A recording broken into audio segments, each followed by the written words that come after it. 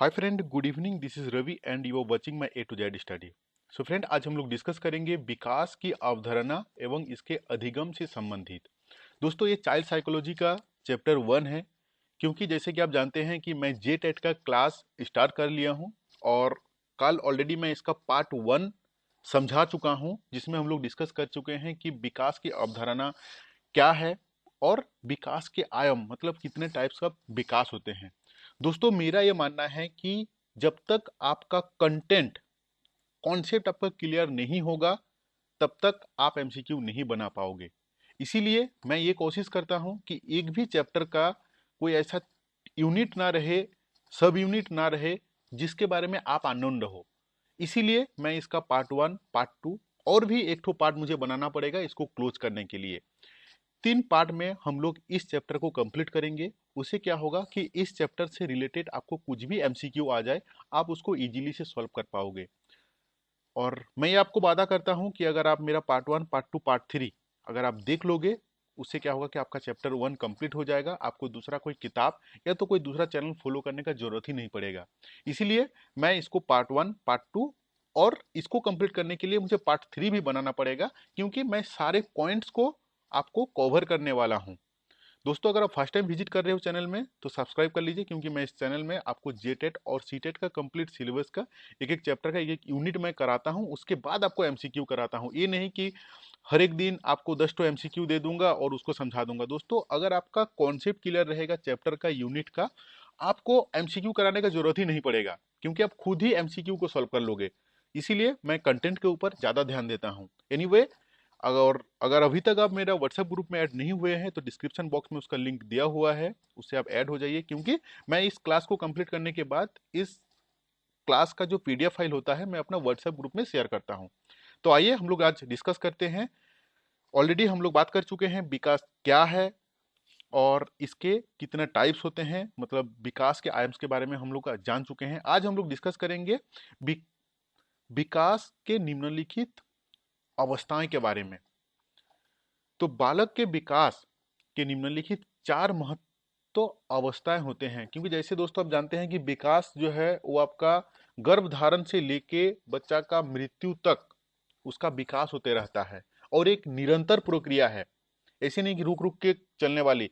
विकास एक निरंतर प्रक्रिया है जो जब बच्चा जिस दिन से पैदा हुआ, मतलब गर्भधारण से लेके उसका मृत्यु तक चलते रहता है। लेकिन इसका विकास का जो रेट, जो उसका हार है, जो उसका रेट है, वो चेंजिंग होते रहता है।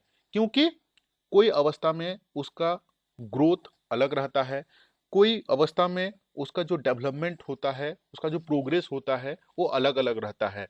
हर एक अवस्था में कौन सा अवस्था में कैसे इसका डेवलपमेंट होता है, इसके बारे में आज हम लोग डिटेल्स में जानेंगे। तो इसका पहला अवस्था का नाम है शैशव अवस्था, जो स्टार्ट होता है जन्म से लेके 6 वर्ष तक। इसके बाद होता है बाल्य अवस्था, जो 6 वर्ष से लेके 12 वर्ष तक होता है। उसके बाद होता है किशोर अवस्था, जो 12 वर्ष से लेके 18 वर्ष तक होता है। उसके बाद होता है वयस्क अवस्था, जो कि 18 वर्ष से लेके आपका अप टू एंड तक रहता है। दोस्तों, वीडियो को बिल्कुल स्किप मत कीजिए। मैं यहाँ पे आपको एक एक पॉइंट को समझाने वाला हूँ, और एक एक पॉइंट अगर आप समझ लोगे तो आपको एमसीक्यू जब मैं कराऊंगा, आपको सोचने का जरूरत नहीं है, आपको आंसर आपका आ जाएगा। और अगर आप इसका पार्ट 1 नहीं देखे हैं तो डिस्क्रिप्शन बॉक्स में उसका लिंक दिया हुआ है, उसको जरूर देख लो। क्योंकि जब तक आप पार्ट 1 नहीं देखोगे तब तक आपको इसका आगे वाला सीन जो है वो समझ में नहीं आएगा, इसका कॉन्सेप्ट आपको क्लियर नहीं होगा। तो शैशव अवस्था के बारे में जानते हैं। जन्म से 6 वर्ष की अवस्था को हम लोग शैशव अवस्था बोलते हैं। तो इसका ड्यूरेशन कब कितना तक हुआ, जन्म से लेके 6 वर्ष तक को हम लोग क्या बोल रहे हैं, शैशव अवस्था बोलते हैं। इसमें जन्म से लेकर 3 वर्ष तक बच्चों का शारीरिक एवं मानसिक विकास तेजी से होता है। दोस्तों, क्वेश्चन पूछ देगा कि कौन सा अवस्था में बच्चा का मेंटली डेवलपमेंट सबसे ज्यादा होता है, तो पहला हो जाएगा शैशव अवस्था। उससे भी माइक्रो लेवल में क्वेश्चन आ सकता है कि 0 से दे देगा 3 साल तक, 1 से दे देगा 4 साल तक, 2 से दे देगा 5 साल तक, और उसमें लिख देगा कि कौन सा वर्ष में बच्चा का शारीरिक और मानसिक विकास सबसे तेजी से होता है। इसीलिए मैं हर एक पॉइंट को इंक्लूड किया हूं, बिल्कुल स्किप मत कीजिए। हर एक जगह से आपका क्वेश्चन बन सकता है, कोई नहीं बोल सकता है कि क्वेश्चन कहाँ से आएगा, ठीक है ना। इसीलिए ध्यान से सुनिए, ध्यान से समझिए। क्या बोल रहा है कि इसमें जन्म से 3 वर्ष तक बच्चों का शारीरिक और मानसिक विकास तेजी से होता है। मतलब जन्म से लेकर 3 वर्ष तक इसका मेंटली और फिजिकली दोनों का डेवलपमेंट तेजी से होता है। सामाजिकरण भी बच्चों का इसी काल में प्रारंभ हो जाता है, ठीक है ना। सामाजिकरण भी यही उम्र में उसका स्टार्ट हो जाता है। अब सामाजिकरण मतलब होता है कि थोड़ी जाके बाहर में हो जाके सामाजिकरण करेगा, नहीं। हम जैसे बोले थे इससे मेरा लास्ट वीडियो में कि सामाजिकरण, प्राइमरी सामाजिकरण जो होता है बच्चा का, वो अपना फैमिली से होता है। फैमिली से वो सोशलाइजेशन सीखता है, अपना मम्मी से, पापा से, अपना फैमिली मेंबर में रेस्ट जो फैमिली मेंबर है वहां से वो सामाजिकरण सीखता है कि सामाजिकरण क्या चीज है। इसीलिए वो जीरो से अपना शैशव का जो अवस्था है, 0 से लेके 6 साल, उसी बीच में उसका सामाजिकरण भी स्टार्ट हो जाता है। अनुकरण करना भी इसी उम्र में सीख जाता है। तो बच्चा का जैसे प्रवृत्ति विकास हो जाता है, मतलब अनुकरण करने का जो प्रवृत्ति है वो भी आपका विकसित हो जाता है इसी उम्र में, शैशव अवस्था में। इस अवस्था में बालक दूसरे पर निर्भर रहता है। जरूर, अगर एक छोटा सा बच्चा रहेगा जो कि 6 साल का अंदर में, वो डेफिनेटली आपका दूसरे के ऊपर वो डिपेंड रहेगा। शारीरिक विकास तीव्र होता है, उसका जो फिजिकल जो चेंजिंग होता है, फिजिकल डेवलपमेंट, फिजिकल ग्रोथ, वो अच्छा होता है। अनुकरण द्वारा सीखने की प्रवृत्ति, इस उम्र में बच्चा देख के सीखता है कि पहला तो सीखेगा कि क्या बोल रहे हैं, जो हम लोग डिस्कस करेंगे घर में, मम्मी पापा भाई बहन लोग जो भी बातचीत करेगा, बच्चा उसको ध्यान से देखेगा, उसको ध्यान से सुनेगा, उसको वो आइडेंटिफाई करेगा कि ये लोग क्या बातचीत कर रहा है। इसीलिए इंडिया का बच्चा हिंदी सीखता है और फॉरेन का बच्चा एच बार जो कंट्री है उसका लैंग्वेज सीखता है, क्योंकि वो अनुकरण के द्वारा ही वो सारे चीज सीखता है।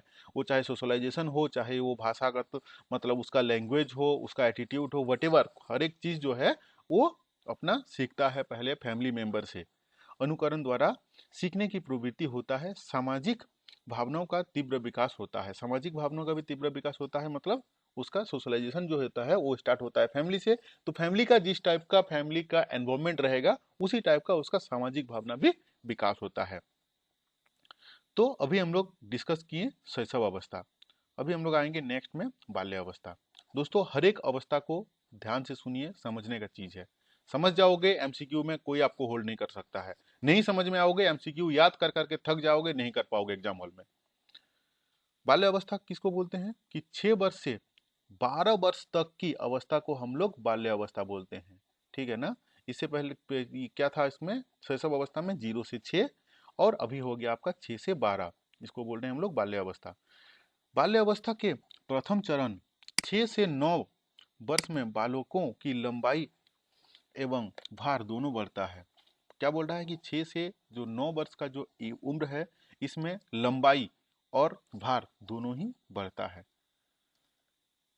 मनोवैज्ञानिकों ने इस अवस्था को जीवन का अनोखा काल माना है। मनोवैज्ञानिक ने इसको अनोखा काल माना है। क्यों? इस अवस्था में सामाजिकता का अधिगम विकास हो जाता है। जब तक 6 से 9 वर्ष होता है तब तक वो सामाजिकता उसके अंदर में धीरे धीरे आने लगता है, क्योंकि अगल बगल का बच्चा से उसका फ्रेंडशिप बढ़ेगा, तब उसमें धीरे धीरे क्या होता, उसका सामाजिकरण वहां से अधिगम होता है, वो सीखना स्टार्ट करता है। इस काल में बच्चों में चिंतन एवं तर्क शक्तियों का विकास हो जाता है। इस काल में क्या होता है, बच्चे के अंदर में सोचने का, चिंता करने का, नया नया चीज को देखता है। क्यों? जैसे ही वो अपना घर से निकलता है, थोड़ा सा बाहर में नया नया चीज को देखता है, उसके बारे में वो सोचने लगता है कि ये क्या चीज है, क्योंकि उसके लाइफ में वो फर्स्ट टाइम उसको चीज देख रहा है, उसको ऑब्जर्व कर रहा है, इसलिए सोचता है कि क्या चीज है। फर्स्ट टाइम देखेगा एरोप्लेन, क्या चीज है। फर्स्ट टाइम देखेगा कुछ भी चीज को, तो वो सोचता है कि क्या चीज है।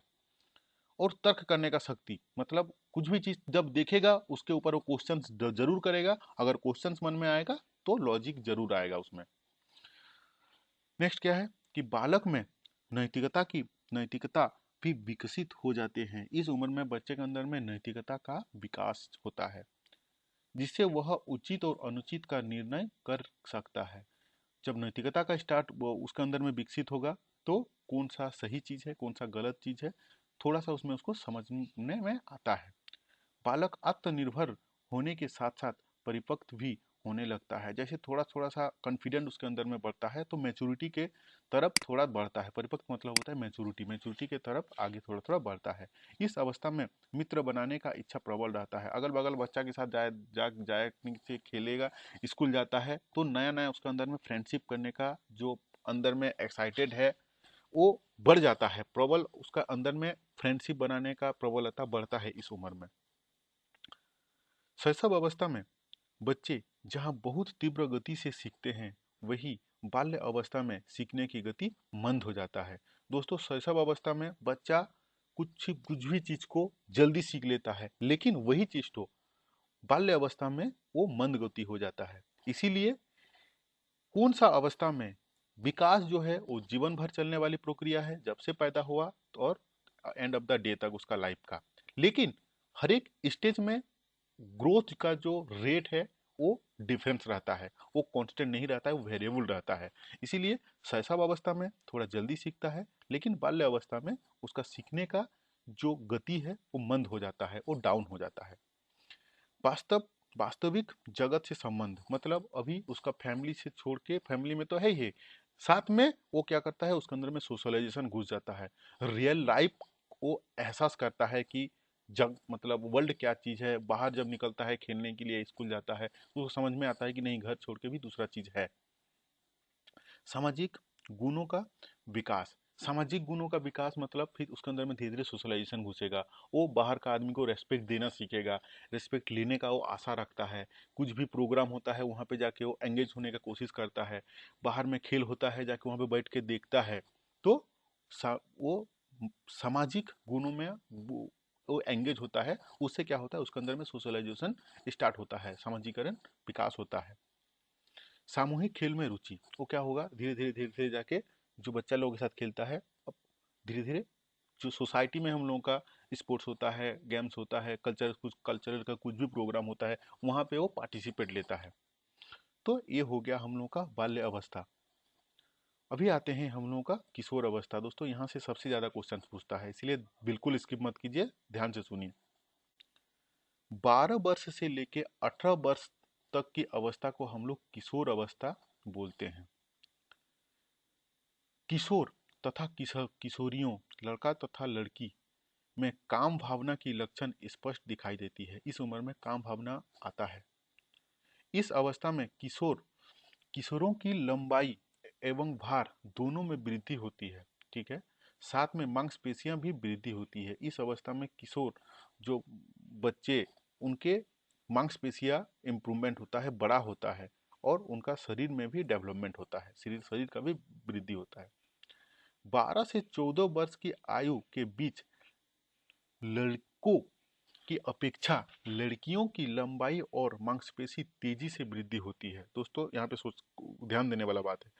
12 से लेके 14 वर्ष की जो आयु की जो लड़की होते हैं, वो लड़कों के अपेक्षा उनके मांसपेशी और लंबाई में इंप्रूवमेंट ज्यादा होता है, तेजी से वृद्धि होती है। लेकिन 14 से 18 वर्ष की आयु की बच्चे की जो लड़कियों, उससे अपेक्षा लड़कों की लंबाई और मांसपेशियां तेजी से बढ़ती है। इसका मतलब लड़की का बॉडी का ग्रोथ कब होता है, कौन सा एज में ज्यादा होता है, पूछ देगा आपको क्वेश्चन। वो होता है 12 से 14 वर्ष के अंदर में। लेकिन लड़का का बॉडी का ग्रोथ ऑन कंपेयर टू लड़की कब होता है ज्यादा, 14 से 18 वर्ष के अंदर में। इसीलिए मैं बोलता हूँ ना कि बिल्कुल ध्यान से सुनिए, क्वेश्चन कहीं से भी आ सकता है। अगर आपको कॉन्सेप्ट क्लियर रहेगा तो आप इजीली से सॉल्व कर पाओगे। कि आयु के बच्ची लड़कियों की अपेक्षा लड़कों की लंबाई ज्यादा मांसपेशियां तेजी से होती है। ठीक है, ये हो गया। इस अवस्था में विपरीत लिंग के प्रति आकर्षण होना स्वाभाविक है। ये लॉ ऑफ नेचर है कि इस एज में, टीन एज में, इसको टीन एज बोला जाता है, इसमें law of attraction against the उसका मतलब विपरीत लिंग के प्रति आकर्षण होना ये नेचुरल है, स्वाभाविक है। इस अवस्था तूफान तथा स्वप्न का अवस्था कही जाती है। इस उम्र को कंट्रोल करना मतलब लाइफ का बाकी पूरा उम्र को कंट्रोल कर लेना, लेकिन इस उम्र में ही लड़का हो चाहे लड़की हो वो ज्यादा बिगड़ते हैं। इसीलिए इसको तूफानी बोला जाता है और स्वप्न का स्वभाव अवस्था बोला जाता है। अगर इस उम्र में लड़का मूवी देखेगा तो अपने आप को सोचता है कि हीरो है, और लड़की देख रही तो सोच रही है कि हम हीरोइन है। होता ही है, लॉ ऑफ नेचर है। इस अवस्था में किशोर किशोरियों की बुद्धि का पूर्ण विकास हो जाता है। इसमें मैच्योरिटी आना धीरे धीरे स्टार्ट होता है। इसके ध्यान केंद्रित करने की क्षमता बढ़ता है। आदमी का अंदर में कंसंट्रेट पावर ज़्यादा होता है। स्मरण शक्ति बढ़ता है, इसमें मेमोरी पावर बढ़ता है। उसमें स्थायित्व आने लगता है, मतलब स्टेबल होता है धीरे धीरे इस उम्र में। इस अवस्था में इच्छाएं पूरी ना होने पर पलायन, मतलब इस उम्र में अगर किसी का इच्छा नहीं पूरा हुआ, इन जनरली किसी का एग्जाम अच्छा रिजल्ट नहीं हुआ, या तो उसका मन में कुछ दूसरा चीज चल रहा है जिसको वो नहीं पा पाया, उसको नहीं मिला, तो पलायन होता है, मतलब भाग जाता है, घर छोड़ के भाग जाता है, दुनिया छोड़ के भाग जाता है। पलायनवादी प्रवृत्ति होती है जिसमें भावनाओं में बहकर आत्महत्या का भाव भी इस अवस्था में अधिक दिखाई देता है। इस टीन एज में आदमी, लड़का लड़की ज़्यादा सुसाइड करता है। इसका बहुत सारे कॉज हैं। कॉज ये है कि अगर उसका रिजल्ट सही नहीं हुआ तो डिप्रेशन में आके सुसाइड कर लेगा। उसका मन में ऐसा कुछ चाहत है जो उसको नहीं मिला, उस केस में भी उसका ब्लड गर्म रहता है, वो जाके सुसाइड कर लेता है या तो घर से भाग जाता है। तो अभी हम लोग डिस्कस कर लिए किशोर अवस्था को भी। नेक्स्ट एक अवस्था बचा वयस्क अवस्था। यह अवस्था व्यवहारिक जीवन की अवस्था कही जाती है। ये रियल लाइफ आता है इसके बाद। 18 के बाद आपका जिंदगी क्या है वो समझ में आता है सारे बच्चे को। इसमें गृहस्थ जीवन की गतिविधियां होने लगता है, जिसमें कल्पना ही नहीं रह जाता है, वास्तव जीवन की अंत क्रिया हो जाते हो। मतलब इस एज में धीरे धीरे कल्पना से बाहर आने लगता है, जब देखता है कि नहीं सिनेमा खत्म हो गया, अभी हमको जाके घर से पैसा कमा के देना है, अर्निंग करना है, रेस्पॉन्सिबिलिटी रहता है उसके ऊपर में, तो वो स्वप्न का जगत जो है, कल्पना की जगत जो है, वहां से निकल के अपना रियल लाइफ में आ जाता है, आत्मनिर्भर हो जाता है, सेल्फ डिपेंडेंट हो जाते हैं। इस अवस्था में उन्हें अनेक प्रकार के संघर्ष करना पड़ता है, समस्या का समाधान करना पड़ता है, संघर्ष करना पड़ता है। हर एक आदमी को अपने जिंदगी में अलग अलग रूप से संघर्ष करना पड़ता है, और हर एक आदमी का जिंदगी में समस्या है जिसको समाधान करना पड़ता है। और इन जनरली ये सारी चीज प्रॉब्लम आते हैं इस एज के बाद। उसे तरह तरह की उत्तरदायित्व का निर्वाह करना पड़ता है, मतलब उसको डिफरेंट टाइप का उसके ऊपर में रेस्पॉन्सिबिलिटी रहेगा जिसको उसको केयर करना है। सबसे अधिक विकास इस अवस्था में होता है। तो दोस्तों, अभी भी हम लोग एक तो इसका पार्ट 3 बनाएंगे। इसमें रेस्ट वृद्धि क्या है जानेंगे, विकास और वृद्धि में क्या डिफरेंसेस है उसको हम लोग पढ़ेंगे, और साथ में विकास का अधिगम से क्या संबंध है, ये चीज हम लोग, ये तीनों चीज जानेंगे हम लोग नेक्स्ट क्लास में। दोस्तों, अगर अभी तक आप चैनल को सब्सक्राइब नहीं किए हैं तो प्लीज सब्सक्राइब कर लीजिए, और वीडियो कैसा लगा डिस्क्रिप्शन बॉक्स में जरूर बताएं। Thank you to watching this video.